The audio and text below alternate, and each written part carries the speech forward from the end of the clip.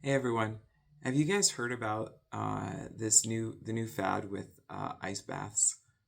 It's becoming a really big thing. I have multiple friends now that are doing these ice baths every day, and one of my friends has a deep freeze that she just leaves full of water and opens it up, breaks the ice, and hops in every day for a couple minutes, and you know, this is going to be a little bit different video because there's some. I want to give a parable that God is teaching me, but I need to give some background on some of this before I jump in, and it has great application in our lives. So I learned about doing like cold water type things a while ago and its potential benefits relating to cancer, and so I I don't do the ice bath. I have some machine that's there to keep the water cool. I do a little bit of a cold water shower, 30 seconds. I've gotten myself up to 45 seconds now. That's my big improvement there. Um, but I am I learned about some its benefits with cancer and our cells, and so I need to talk a little bit about medical stuff. I'm not claiming to be a medical expert, and I'm not claiming to have great knowledge. I've just been told some stuff, read some stuff, um, and I do find it fascinating. Um, so we to understand, let's start with what cancer is, right? We have this thing that we call cancer in our society, and um, it's actually pretty basic. So we have our cells in our body. Our cells, they receive instructions and follow instructions based on their DNA and your body telling it what to do. Those instructions include when to split or multiply, when to grow, and um, and when to die. Okay, some basic things. I'm sure there's a lot more to it, but those are some basic instructions and signals that it needs to pay attention to. It needs to listen to. And when it stops listening to those signals, those instructions, um, that's when it is considered cancerous. And so a cancerous cell may continue to grow when it shouldn't continue to grow. It may continue to split and multiply when it shouldn't continue to split. So when a cell splits, it makes a copy of itself. So think about cancer cells. If it's a cell that's not listening, not doing and it splits, uh, then it's going to make a copy of itself that's not listening. And then when I start thinking about this, not listening, not doing what's told, what does that sound like? Sounds like rebellion, right? Our rebellious nature, the rebellious nature that we have, that we got from Adam, that from the very beginning, I'm going to choose what I want, what I think is best over what God is telling me is best, right? I'm going to choose to take that fruit. That rebellious nature goes down to the very cells in our body. Okay, the very cells can become rebellious to what they're supposed to be doing, and that is when they become cancer to us. And uh, and so uh, we have so when it comes to these this cold water treatments, ice baths, cold plunges, that kind of thing. Um, so the one of the ideas of this medically is that it's able to help uh, to those. So like let's say you have a weak cell in your body and it's not able to handle the cold. Well, you go through this ice, and then your body says, "Hey, this cell isn't very good. It's not doing very good. Let's kill it," right? And sends a signal for that cell to die, because we need to remove that. It needs to die from us. Those the weak things, the things that aren't doing well, and then that makes room for good cells, new cells to grow. We don't want to keep those old weak cells around. And then there's also the other thing that it does, and which I just learned about as I was preparing for this, was that is it helps activate our brown adipose tissue, BAT. It's what people call the good fat, the brown fat stuff. Anyway, it helps activate it so that that can start metabolizing glucose and stuff. It starts using resources. Those resources then are used by that instead of being available to the cancer cells. So the cancer cells then get starved. So I'm going to start, you can probably see some of this relation back to our spiritual life, but I'm going to start bringing it back now. So we have, when we are trying to, when we want to draw closer to God, when God wants to work on us. So number one, he wants to kill off the things that are just blatantly weak and obvious that need to die. He wants to get rid of them. Let's get rid of those. Make room for good stuff, right? He wants to activate the good stuff, to build up to have active in our lives the good stuff that he has planted in us, that is behaving and listening to him, that is not being rebellious, that is listening to him, and he wants to activate that in us so that can then be what we get the resources to in our bodies. We so often allow our resources to be drawn by the bad stuff in our bodies, the things that are unhealthy, things that are not good in promoting life and health and wellness in our lives, in our spiritual life, as well as in our physical life. But in our spiritual life, we let these things be a big drain on us. And God wants to get rid of them. He wants to prune them. He wants to remove them and get them out of our lives so that they are not draining on us, and that we can have the healthy, good stuff growing. And when we have that good stuff growing, that can multiply, that can grow in us.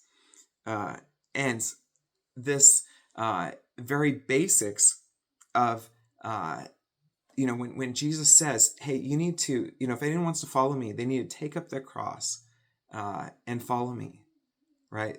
We need to be ready to die daily, like plunging into that cold water bath. We need to be ready to die daily, and let that part of us come and submit ourselves to God. Let that part of us, whatever part that God needs to take care of that day, we need to let that die and let him come and do that work, inviting him, making room for him to come and do that work and saying, please, God, I submit myself to you. Kill what needs to be killed in me, remove what needs to be removed in me. Have the cancer starved, because so one of the things that happens with this when the brown adipose tissue, the BAT, gets activated and going, and it's taking those good resources, those cancerous things just naturally begin to get starved, and they get starved enough they can die completely. And again, I'm not trying to offer cancer treatments or make any medical claims. Just what I've read about online. There was a Swedish study in 2023 that was very fascinating. Good read. I recommend it. But we need to let the good things take the resources and let the bad things naturally die. Sometimes it will be a quick cutoff. God will say, okay, this needs to die, and then it dies, right? Like a cell just getting a signal to die. Sometimes those things don't want to die, and they continue to fight. They want to fight for life, but we starve them, and they just naturally have atrophy, and they naturally shrink down. And sometimes they just become inactive and naturally dormant, dead down there, or not completely dead, but just not doing anything. And they're just not a part of our lives anymore. And as long as we don't start feeding those, as long as we don't start letting stuff go there, then they will never start growing again. Other times, they just completely are killed and gone completely, and never to be seen from, heard from again. But this is the work that God wants to do in us. And again, God uses, this is why I like to do parables. God uses these things that he created. He created the world. He created the way our cells work. He created how life works. The sun and the stars and nature, because he wants to show himself through them. And through this, we can see him. We can see that he wants to do in us the things that he made our body to do, right?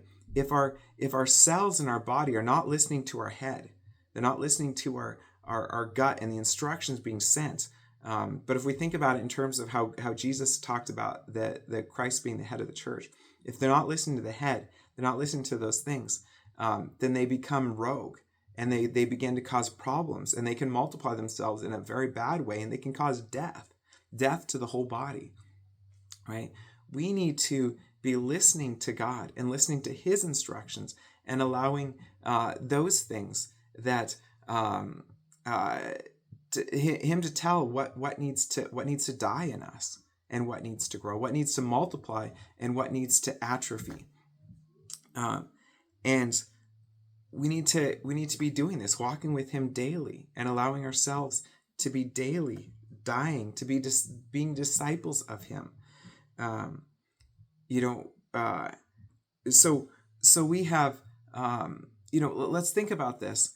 Sometimes we don't want to deal with these issues. We don't want to let even God deal with these issues. We just want to let them, they're not that bad. They'll just, we'll just ignore that. Maybe we'll deal with it sometime.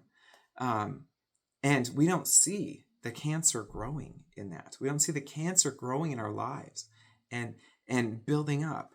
If a person gets cancer and they don't know it, or they ignore it, and it just continues to grow and grow and grow, it goes past stage 1, stage 2, stage 3, stage 4, and suddenly it gets caught, and we see, oh, there's death here. Stage 4 is here. Doctors say, I don't know if we can take care of this. We got to start attacking it. We got to start doing something quick, because this is going to lead to death. Okay. The death didn't start at stage 4. The death didn't start at stage 1. The death started when that cell decided to stop listening to the instructions it was being given, when it's decided to rebel. That is when the death started.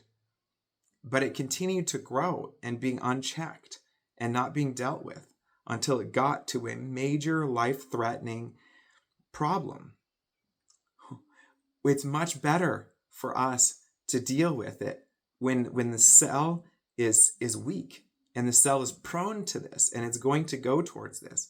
And God can come in and he can destroy them. You send the signal, no, that needs to die. But we have to be willing to be willing to experience pain and discomfort in a short time, like getting in that ice bath. We need to be willing to experience that discomfort, to allow those things to die correctly at a good time, proactively, before they become major problems. And the things that are becoming more of a problem, to allow them to the good stuff to become active, so that the bad stuff doesn't have that energy to live on. And it allows them to die, and the tumors to die, to atrophy and die. And if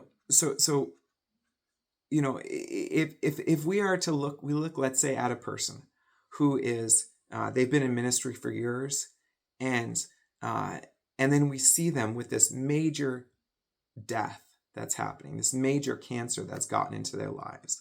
They're having an affair. Their marriage is destroyed. Their ministry is destroyed. There's people that are leaving the church. There's people that are walking away from Christ because of this terrible death that they see and they've experienced in dealing with, because of this person that had this personal death that was allowed to grow in their lives.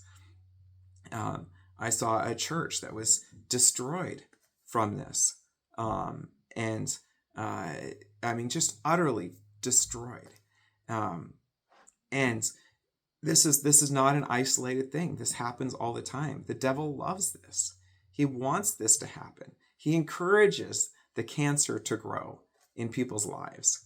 And he loves to take down, the leaders. You take down the shepherd and the flock will scatter, right? And so we need to make sure that the price is well worth paying. This daily price is well worth paying. Than the major discipline and potential complete death that will happen if we let it get to stage 4. If we let it get to that end stage, it's much better to take care of it on a daily basis. So let's bring ourselves to Christ. Let's bring ourselves to him and to die daily and to follow him.